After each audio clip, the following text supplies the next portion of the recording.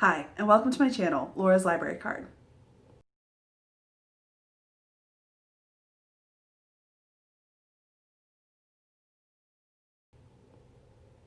So today's video is going to be my September wrap-up. I ultimately read 9 books in September, and that is a total of 3,419 pages. Not too shabby. I am going to go through quickly all 9 books. I'm going to try to keep this video relatively short. I'm just going to kind of say title, author, rating, very brief summary. I'm not very good at those. Maybe I'll try. And quick thoughts. So wish me luck because I'm going to try to make this not too long for you guys. So I'm going to go ahead and go in order. And I think that you will be able to see based on my ratings, sort of like how I sort of ended up a little bit in a slump here at the end of September. Or at least it was sort of starting. So let's just dive right in. So the first book that I finished in the month of September, I had actually started reading in August because I was hoping to read it for the readathons I was participating in August, but I didn't quite get to it. And that is Two Rogues Make a Right by Sebastian. This is a male historical romance fiction novel. And we follow Will and Sir Martin. They are childhood friends. And Sir Martin is very sick at the start of the book, and so Will like goes and fetches him and then like takes Martin to the country, and they're just kind of like holed up in this little cottage. So sort of forced proximity, sort of childhood friends to lovers, sort of nursing back to health. There's kind of a lot of tropes here, but I actually rated this we're just going to get the good stuff right out of the way. I rated this the highest out of the whole month, so this is my top choice for September. It was not quite perfect, but I rated it a very solid 4.5. And to me, this story was just really tender and caring, and I felt like both of the guys were very, like, they were super respectful of each other, and they were so, like, emotionally mature and so emotionally, like, responsive to the other person, and like always were putting the other man like ahead of himself. It was just really like a tender, lovely romance. So that was my highest rated book of the month, and I would really recommend checking out Two Rogues Make a Right, and I definitely want to read more of Sebastian. This book was the second book in the Seducing the Sedgwicks series, so I think I'd like to check out more of this series and by this author. I listened to Two Rogues Make a Right on audiobook, and I really enjoyed the narrator. I felt like his voice was it was just the right quality and tenor, and he also occasionally did this slight like waveriness to it, which I thought fit really well because of Martin's illness, and also it really just like imbued the whole book with this like emotion. So I really enjoyed listening to this book. The second book that I finished in September, I don't think I mentioned on this channel because it was a ARC actually that I received through a website called Book Sirens, very similar to NetGalley, I think, but less publishers, more authors. And so this book is called Love Inside the Silence, and the author is A.L. Long. And I didn't mention this on my channel before because I really did not like this book. It follows Hayden is the male interest and love interest main character, and Willow is the female main character. And it says like right in the prologue that Willow was hit by a car or was in a car accident a few years before the start of the book, and so she ultimately lost her hearing as a result of this. So there's sort of supposedly deaf rep, but like she doesn't want anybody to know she's deaf, so she ends up getting this job where she doesn't tell, she's like a journalist or something, and she doesn't tell anybody that she's deaf, and she is determined 100% of the time to like read lips and no one should ever find out. And surprise, surprise, the male love interest was the person who was responsible for the accident. He'd been driving the other car.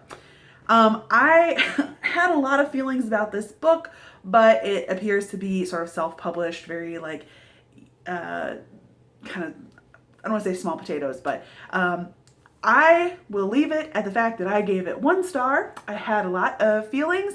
I didn't feel like it was very fair for me to just spew all those feelings against such kind of like a newbie, small author, small press. So I will leave a link down in the description if you want to go check out my Goodreads review. But this was my lowest rated book of the year. So the third book that I finished in September was The Highwayman by Kerrigan Byrne. This is a historical romance. It is the first book in the Victorian Rebels series, and I listened to this on audiobook. This book follows Farah and Dorian, and it is sort of in the Highlands, and like Farah has sort of a mysterious past. She's hiding this secret, and Dorian wants to exploit that secret, and so he sort of suggests a marriage of convenience to sort of protect her because people are out to get her from this secret. And also Dorian is like this like super notorious bad guy criminal, runs a criminal empire level of bad guy, and so that's why he wants to exploit it. But so I really enjoyed this book. I thought it was a little bit, I wouldn't say darker because like as in like taboo, but Dorian definitely has a lot of like kind of trauma, and he's just like a bad guy. And so it was really interesting to read about a character who was so cold and calculating. I didn't super love this book, but I thought it was enjoyable and good, and I definitely want to read more by Kerrigan Byrne. So I ultimately gave The Highwayman like 3.6. I kind of am very fluid in my rating system. The next book that I finished in September was The Great Hunt, which is the second book in the Wheel of Time series by Robert Jordan. This is a continuation of the series from book one. The action definitely has sort of picked up in especially at the end of the book. But we kind of have all of our main characters kind of split off, going into their own individual like quest lines in this book. So I felt like there was still definitely setup happening, but like less getting the band together than was in the first book. So I really enjoyed this. I'm super happy I'm participating in the Wheel of Time read along. I'm part of a Discord server. I'll leave a link to that Discord server down below because I'm really enjoying our reading of the Wheel of Time. So I rated The Great Hunt 4 stars.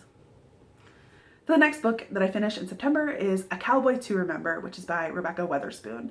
I read this book as like a buddy read with my cousin Nicole from See Nicole Read, and we didn't really enjoy it. We filmed a discussion about this book, and I am editing that, so that is definitely coming soon to this channel, probably in the first few days of October, first week of October maybe, because we talk a lot, so it's kind of long.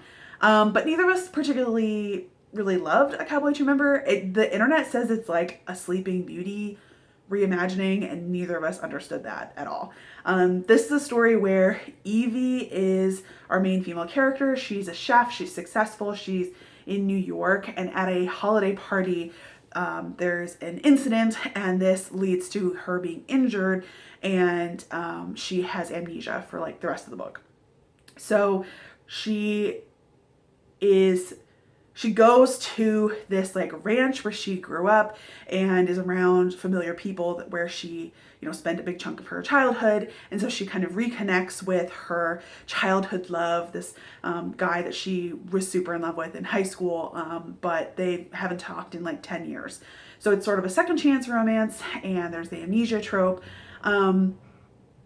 This book had a lot of like yay diversity, and like there was queer rep, and that was awesome, and I like a good Western, but like I just did not care about either of our main characters, and so ultimately I had to rate A Cowboy To Remember a 2.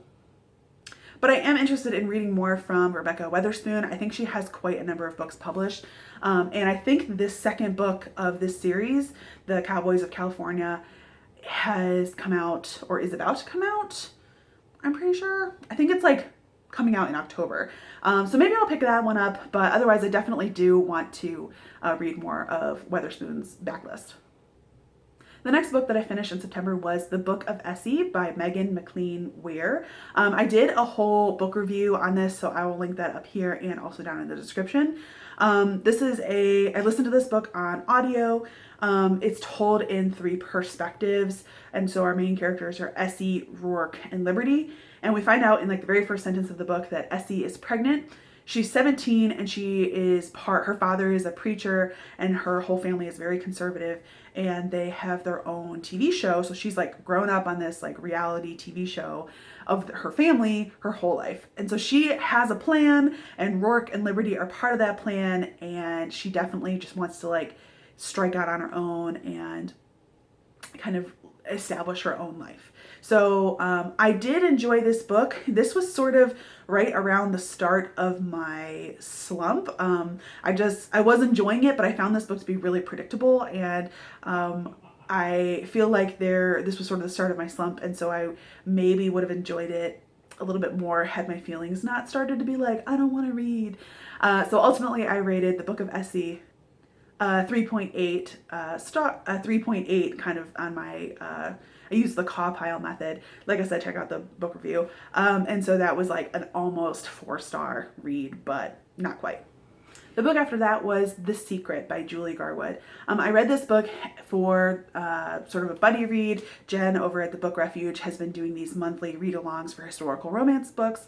And this book is the first in the Highland Lairds series. So I read this and I was definitely starting my reading slump feelings right around this time because I just like really couldn't get very into this book. It's very like light, and someone else, I think it was Jen, described the writing as very like whimsical, which I could see. I just felt like there was like a very like low amount of tension and conflict throughout this book. Anytime there was something brought up, it was resolved like essentially within that same chapter. There really wasn't something to like pull us through the whole book. So I was kind of frustrated with that. I definitely am interested in reading more by this author. She has a bunch of like a big backlist, an extensive publishing list. That book in particular just didn't quite hit the spot for me when I was reading it, but I did think it had a really good portrayal of friendships. And also I felt like the discussion with a bunch of other people, which I will link in the cards in the description, the live show actually kind of like improved my overall rating because I felt like everyone else's like love for the book helped boost my rating. So ultimately I rated The Secret with a very middle of the road 2.8 stars. And for the Page Turner Book Club this month, I read Loveless by Alice Oseman. We had a live show discussing this book and everyone just like super gushed about it. I wanted to read this. I felt like it was going to be very strong. I really enjoyed Heartstoppers by Alice Oseman. So I was excited to read this novel. This was, like I said, I was experiencing these slumpy feelings, and so I was forcing myself to read this, and I think that my own mood was kind of affecting my love for Loveless. So this book follows Georgia. She is 18, she's just going off to university, and she's never been kissed, she's never been in a relationship, she's never had a crush. She's just kind of like confused as to like when love will happen for her. She just thinks, maybe she just needs to meet the right person and then like it'll all just like boom magically happen the way it does in romantic comedies. And so this book is like a story of Georgia and how she sort of is coming to her own realizations about herself and her identity and like what that means for her life. And I really enjoyed it. I think I could have rated it a little bit higher had I not been in a slump, but I really appreciated our discussion, and I felt like the discussion actually raised my rating. So ultimately I gave Loveless by Alice Oseman 3.9 stars. The last book that I finished in September was The Henna Artist by Alka Joshi. This I listened to on audiobook and is the story of Lakshmi. She kind of left her village and her marriage at like 16 or 17 years old, kind of running away from a bad situation, and she has sort of built a reputation and a business up in the city as a henna artist. So in this book she finds out she had a sister who was born like that same year that she ran away from her marriage, so there's like a 13-year age gap.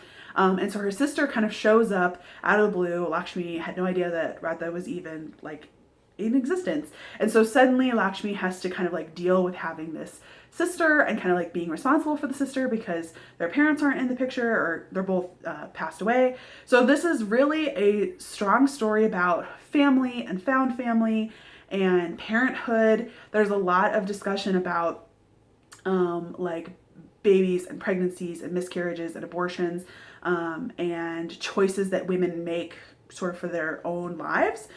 So I really appreciated all of that, and I enjoyed listening to this on audiobook. I think that if I had read it, there was definitely a lot of Indian terms and like names of food and places that I would have just kind of been like shmur, shmur, shmur, in my head as if I was reading it, but I enjoyed listening to it, and the narrator I thought did a really great job.